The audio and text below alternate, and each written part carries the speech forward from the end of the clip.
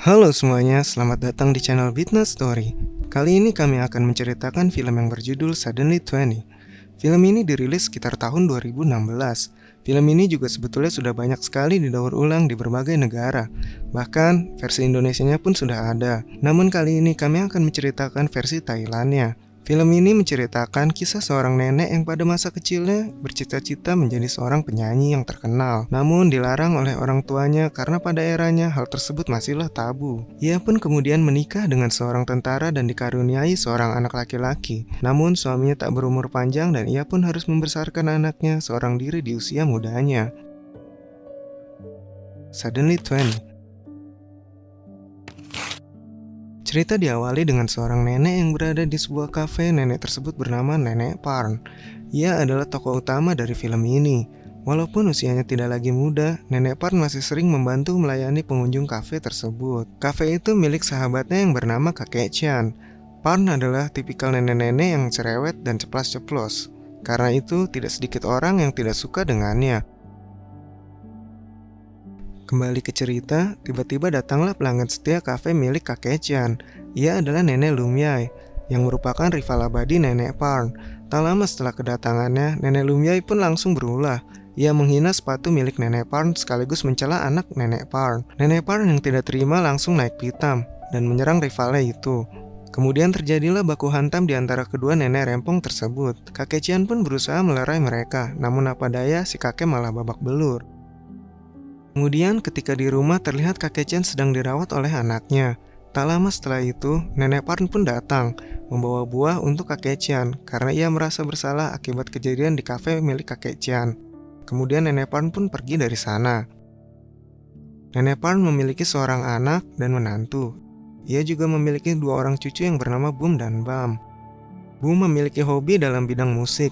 Ia memiliki band sendiri dan juga merupakan cucu kesayangan dari Nenek Parn. Namun ibu Boom tidak mendukung hobi milik Boom. Berbeda dengan Nenek Parn yang selalu mendukung apapun hobi milik Boom. Nenek Parn pun berdebat dengan menantunya tersebut. Ia meminta agar Boom tidak dibatasi dalam bermusik dan senantiasa mendukung apapun keputusan Boom, asalkan Boom tidak merugikan orang lain.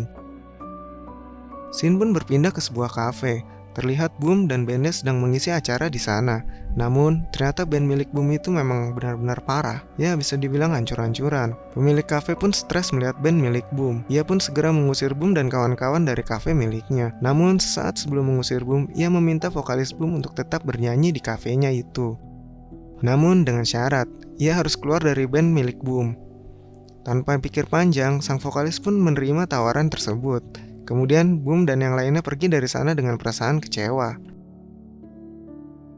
Scene pun berpindah ke lokasi audisi penyanyi. Di sana terlihat ada produser yang bernama Nut dan kedua asistennya. Ia sedang melakukan audisi di sana, namun tidak ada satupun penyanyi maupun band yang sesuai dengan kriterianya. Lantas ia pun segera menyuruh asistennya untuk membubarkan audisi itu. Ia berencana mencari sendiri penyanyi berbakat yang akan ia debutkan dan kelak akan menjadi artis yang terkenal.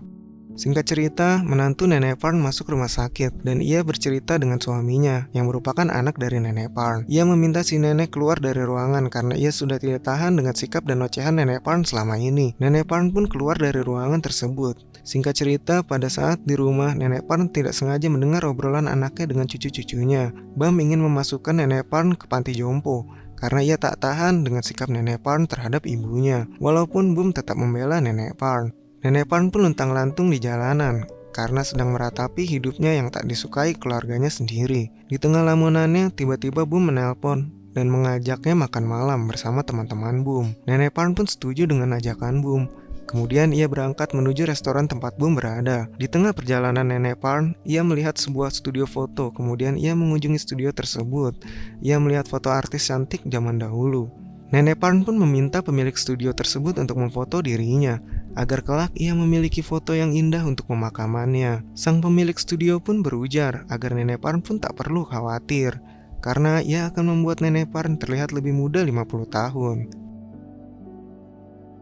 Setelah dari sana, Nenek Parn pun menaiki sebuah bus. dan di dalam bus terlihat ada beberapa pemuda. Tiba-tiba saja para pemuda tersebut menggoda Nenek Parn dan mengajak foto bersama. Nenek Parn pun bingung atas tingkah para pemuda ini. Namun ia sangat terkejut ketika ia melihat dirinya di handphone para pemuda tersebut karena ia terlihat sangat muda dan juga cantik. Di sisi lain, Bum mulai resah karena si nenek belum juga tiba. Karena Bum berharap si nenek lah yang akan membayar pesanan makanan mereka. Nenek Parn yang masih bingung akan keadaannya yang menjadi muda, akhirnya ia membatalkan janji makan malam dengan Bum. Karena itu, Bum harus merelakan gitar kesayangannya sebagai jaminan karena ia tak punya uang untuk membayar tagihan di restoran itu.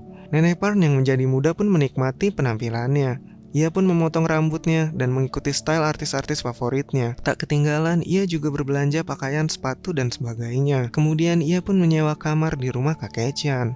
Pada malam hari, Nenek Parn pun meninggalkan surat untuk keluarganya di rumah dan berpesan agar keluarganya tak perlu mencarinya karena ia baik-baik saja. Shin pun berpindah ke kafe milik kakek Chan. Di sana Nenek Lumia sedang bernyanyi dan membuat ramai suasana kafe. Diperlihatkan juga di sana ada Not si produser bersama asistennya. Not terlihat tidak tertarik, namun tak lama setelah itu Parn muda pun mulai bernyanyi. Suaranya yang merdu dan indah seakan menyihir Not dan juga seluruh orang yang berada di sana. Bum yang mendengar nyanyian Parn di kafe lantas mengajaknya bergabung ke dalam bandnya. Parn pun menerima ajakan Bum. Semenjak Parn bergabung, band mereka pun mulai naik daun. Mereka pun mulai banyak mengisi acara di berbagai tempat. Singkat cerita, produser Not yang sedang berada di toko kaset tak sengaja melihat Parn muda sedang menaiki bus. Ia pun mengikuti Parn. Namun karena Not terlihat seperti penguntit, ia pun dihajar oleh Parn. Di tempat lain, anak Nenek Parn mendapati tabungan milik ibunya berkurang. Ia pun merasa curiga dan mengajak kakek Chan ke kantor polisi. Dan mereka melihat berbagai rekaman CCTV. Namun tidak ada satupun sosok Nenek Parn yang terlihat. Hanya saja mereka melihat sosok Parn muda dalam rekaman CCTV tersebut. Setelah kejadian itu, kakek Chan pun mulai menaruh curiga terhadap Parn muda. Ia pun diam-diam memeriksa kamar Parn. Ia pun menemukan banyak sekali barang-barang milik Nenek Parn. Lantas kakek Chan mengira Parn muda ini telah membunuh Nenek Parn. Di sisi lain, produser Not terlihat sedang mengaudisi beberapa penyanyi, namun lagi-lagi tak sesuai dengan kriterianya. Not yang kecewa lantas ia meninggalkan tempat itu. Namun saat akan pulang, ia mendengar suara merdu dari ruangan audisi yang tadi. Ternyata suara itu berasal dari Parn dan bandnya yang sedang mengikuti audisi tersebut. Kemudian tanpa berpikir panjang, produser Not pun langsung menerima mereka sebagai artisnya dan memberikan tawaran manggung dalam konser besar yang akan disiarkan oleh TV. Parn juga terlihat meminta maaf karena tempo hari telah menghajar produser Not karena ia mengira produser Not adalah orang yang mesum. Sesampainya di rumah, Parn kaget barang miliknya sudah berantakan dan di sana ada kakek Chan yang menuduhnya membunuh Nenek Parn. Mereka pun akhirnya terlibat perkelahian. Kemudian Parn muda menceritakan kondisi yang sebenarnya kepada kakek Chan. Kakek Chan pun percaya dengan Parn karena ia sangat tahu kebiasaan dari sahabatnya. Singkat cerita, akhirnya band mereka melakukan konser yang disiarkan oleh TV. Semua orang di kota tersebut pun mulai mengagumi mereka. Hingga akhirnya mereka pun mulai berpesta dan merayakan keberhasilan mereka. Mereka berlibur di Waterboom dan menikmati berbagai wahana di sana. Tiba-tiba saat Parn sedang berbincang dengan produser, kaki miliknya mulai berkerut yang ternyata disebabkan oleh bekas lukanya. Parn pun panik.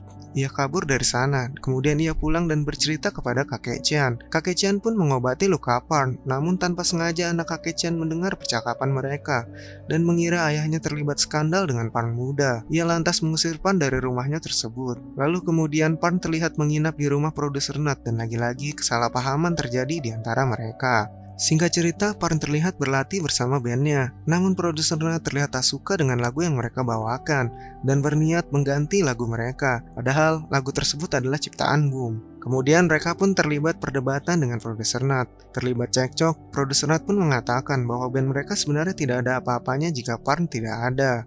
Bum yang kecewa memutuskan untuk pergi.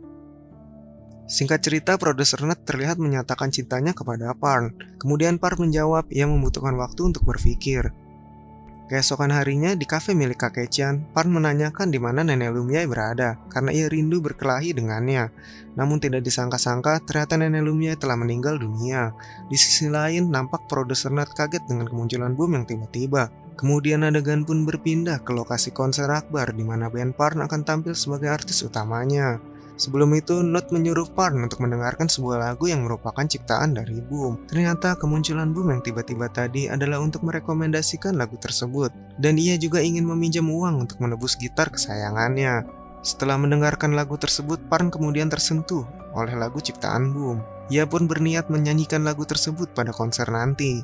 Kemudian pada tempat lain, Boom terlihat sedang menebus gitar kesayangannya. Lantas ia mengayuh sepedanya untuk menuju lokasi konser mereka. Namun sayang, di tengah perjalanannya Boom tertabrak truk. Scene pun kemudian berpindah kepada Nut dan Parn. Nut terlihat memberikan jepit rambut kepada Parn sebagai ungkapan cintanya. Parn pun berkata, ia telah menemukan jawaban atas perasaannya, tetapi Parn akan memberitahu Nut nanti setelah konser selesai. Tak lama kemudian, Parn pun mendapat kabar bahwa Boom kecelakaan dan dalam kondisi yang kritis. Awalnya, Nut ingin membatalkan konser mengingat keadaan Boom, tetapi Parn meyakinkan Nut bahwa mereka harus tetap tampil demi impian Boom. Kemudian terlihat para fans yang sudah tak sabar menantikan penampilan Parn dan kawan-kawan. Kemudian Parn menyanyikan lagu ciptaan Boom, namun ia menangis karena mengingat keadaan Boom saat ini. Lantas Nut pun menyemangati Parn dan menggantikan posisi Boom sebagai gitaris. Kemudian Parn pun bernyanyi dengan sangat indah, hingga seluruh orang yang mendengar nyanyiannya merasa terharu. Namun di tempat lain terlihat Boom membutuhkan donor darah, namun tak ada yang cocok dengan golongan darah milik Boom. Dari keluarganya hanya nenek Parn lah yang memiliki golongan darah yang sama. Tak lama kemudian, Parn muda datang dan berniat mendonorkan darahnya untuk Boom. Namun kakek Cian segera menghampiri Parn dan bertanya, apakah Parn yakin akan mendonorkan darahnya? Karena itu akan membuatnya kembali ke wujud tuanya. Namun Parn sudah yakin akan keputusannya. Setelah itu, ia bertemu dengan ayah Boom. Dan ternyata ayah Boom telah mengetahui Parn muda itu adalah ibunya sendiri. Ia pun menangis seperti anak kecil. Kemudian setelah itu Parn terlihat mendonorkan darahnya untuk Boom. Dan Parn akhirnya kembali ke wujud tuanya. Ia juga merasa bersalah kepada produser Nut karena tak bisa membalas perasaan cintanya karena wujudnya yang sekarang. Singkat cerita, Parn pun akhirnya melanjutkan hidupnya sebagai nenek-nenek yang cerewet dan ceplas-ceplos. Sementara Boom terlihat masih bermusik bersama bandnya, dan ia pun terlihat telah mendapatkan vokalis yang baru. Dan film pun berakhir.